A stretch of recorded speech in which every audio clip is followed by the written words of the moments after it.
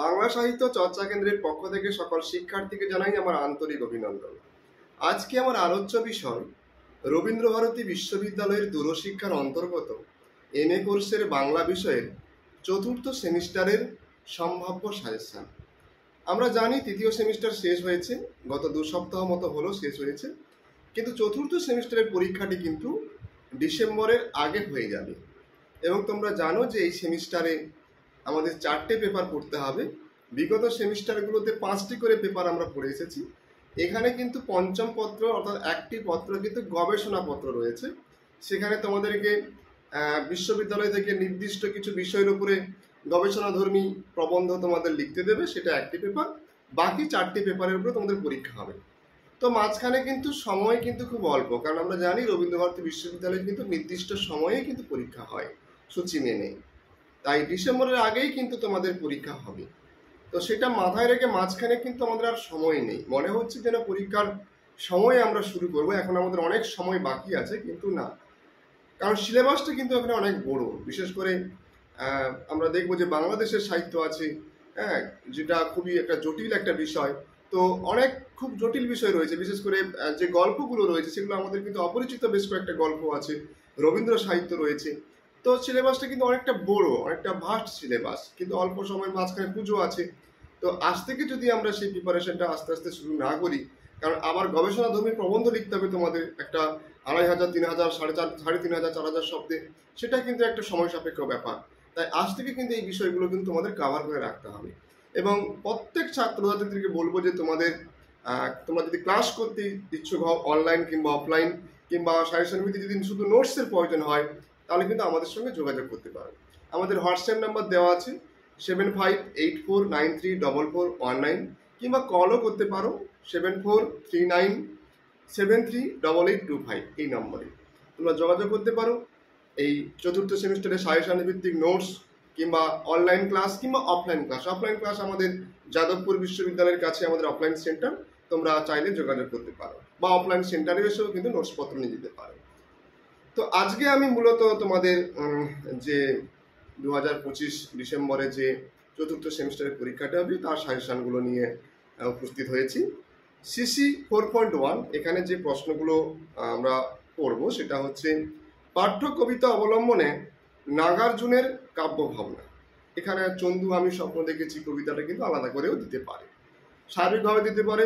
তার কাব্য প্রতিভা হিন্দি কবি নাগার্জুন আমরা জানি, আবার তার চন্দু আমি স্বপ্ন দেখেছি কবিতাটির রচনা শৈলী বা বিষয়বস্তু এরকম প্রশ্ন দিতে পারে। তারপরে হচ্ছে পেশোয়ার এক্সপ্রেস গল্পের দেশপ্রেম এবং দেশভাগের যে যন্ত্রণা প্রকাশিত হয়েছে সেটা আলোচনা করো।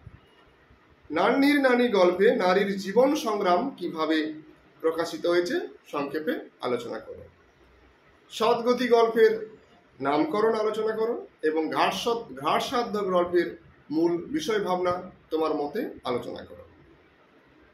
তারপরে চিংড়ি উপন্যাস রয়েছে। চিংড়ি থেকে যে ধরনের প্রশ্নগুলো আসতে পারে, চিংড়ি উপন্যাসের 3 প্রজন্মের আখ্যান, 3টে প্রজন্মের আখ্যান কিভাবে আলোচনা হয়েছে সেটা দেখাতে হবে। আর চিংড়ি উপন্যাসের কিন্তু এই ধরনের প্রশ্নের আলোচনা কিন্তু আমি ইউটিউবে করেছি। আমার মনে হয় ইউটিউবে এই সংখ্যক এই তোমাদের চতুর্থ সেমিস্টারে হয়বদন এবং চিংড়ি এই দুটো টেক্সটের আলোচনা ইউটিউবে আমি দেখলাম খুবই কম, এবং আলোচনা বইও প্রায় নেই বললে চলে। তাই তোমরা ওখান থেকে কিন্তু এই বিষয়টা দেখে নিতে পারো, তোমাদের কিন্তু অনেকটা হেল্প হবে, ঠিক আছে, যদি তোমাদের প্রয়োজন মনে হয়। চিংড়ি উপন্যাসের 3 প্রজন্মের আখ্যানের কথা বললাম। চিংড়ি উপন্যাসের নামকরণের সার্থকতা আলোচনা করো এবং সমুদ্র কেন্দ্রিক আঞ্চলিকতা কিভাবে প্রকাশিত হয়েছে সেটা আলোচনা করো, এবং কারুতাম্মা চরিত্র কিন্তু পড়তে পারে। তারপরে হচ্ছে হয়বদন নাটক। হয়বদন নাটকে ঘোড়ামুখ চরিত্র সম্পর্কে আলোচনা করো। পদ্মিনী কিভাবে কেন্দ্রীয় চরিত্র হয়ে উঠেছে সেটা আলোচনা করো, বা এই যে নাটক হয়বদন তার যে হাস্যরস সম্পর্কে আলোচনা করো, এবং এই হয়বদন নাটকের মূল ভাবনা বা বিষয়বস্তু আলোচনা করো। এরপরে চলে যাব আমি সিইসি 4.1, যেখানে যে প্রশ্নগুলো আসতে পারে। প্রথমে দেখব ভাব ও দ্বন্দ্বের পরিস্ফুটনে সংলাপ কতখানি উপযুক্ত হয়েছে বিসর্জন নাটকে, সেটা আলোচনা করো। অর্থাৎ কি বললাম আরেকবার আমি রিপিট করছি, বিসর্জন নাটকে ভাব ও দ্বন্দ্বের পরিস্ফুটনে সংলাপ কতখানি উপযুক্ত সেই বিষয়ে আলোচনা করো। আর কি পড়তে পারে, অথবা দিয়ে প্রশ্ন আসতে পারে প্রেম ও প্রতাপের দ্বন্দ্বে বিসর্জন নাটকের বিশিষ্টতা কিভাবে লাভ করেছে সেই বিষয়ে আলোচনা করো, বা ট্র্যাজেডি হিসেবে বিসর্জন নাটকের সার্থকতা আলোচনা করো। তারপরে চলে যাব অচলায়তন নাটক। অচলায়তন থেকে কি আসতে পারে না, অচলায়তন নাটকে অহরাত্র একেবারে নিয়মে বাঁধা জীবন থেকে সচলতা ও সজীবতায় উত্তরণের যে কাহিনী লিপিবদ্ধ হয়েছে সেটা আলোচনা করে। অথবা অচলায়তন নাটকের নামকরণের সার্থকতা, অচলায়তন নাটকের পঞ্চক চরিত্র, অচলায়তন নাটকে দাদা ঠাকুর চরিত্র।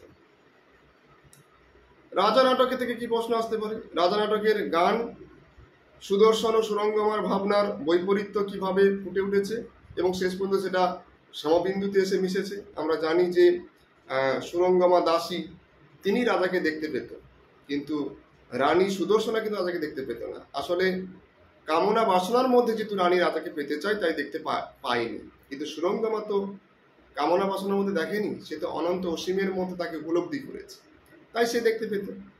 তাই প্রথমে কিন্তু এই দুজনের রাজাকে দেখার মধ্যে বৈপরীত্য ছিল, কিন্তু শেষ পর্যন্ত রানী অনেক আন্দোলনের মধ্য দিয়ে, অনেক ঘটনার আবর্তের মধ্য দিয়ে সে কিন্তু বুঝতে পেরেছে যে রাজা শুধু সুন্দর নয়, অনুপম।